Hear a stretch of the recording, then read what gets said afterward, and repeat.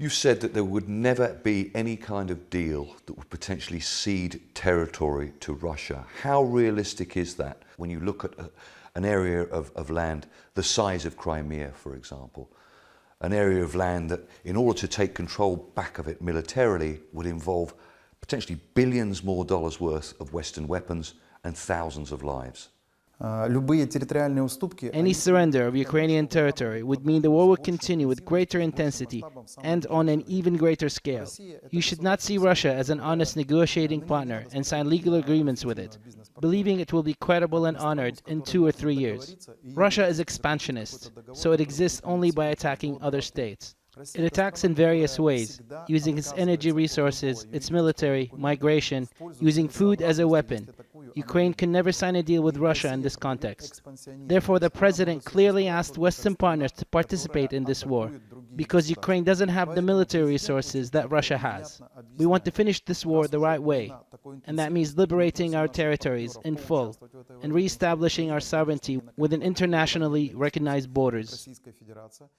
Do you believe everything that Western leaders, like President Macron, like Olaf Scholz, for example, say, giving you, certainly in rhetoric, wholehearted support? But when you look at the facts, we're looking potentially at a global recession, a global food crisis, rising inflation, huge challenges with gas supplies to Europe in winter.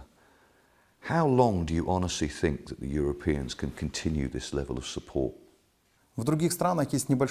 Some countries' living standards are dropping because of the situation in Ukraine. But this is an all-out war, and it's happening on European territory.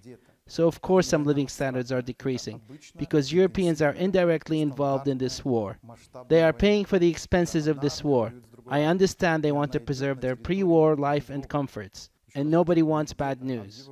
But if Russia gains more territory, it will think its tactics and strategy of humiliating other countries works, and it will continue blackmailing Europe. What do you say to EU countries who say that you are not yet ready for EU candidacy status? There are values that are worth living for, and Ukraine is proving on the battlefield that these values cost lives. They are European values. Secondly, I don't understand why EU candidacy cannot be seen as an opportunity for Ukraine to make the reforms we need for membership. Unfortunately, not every country understands this and is unnecessarily speculating that Ukraine is not ready. Europe is important for Ukraine, and that works both ways.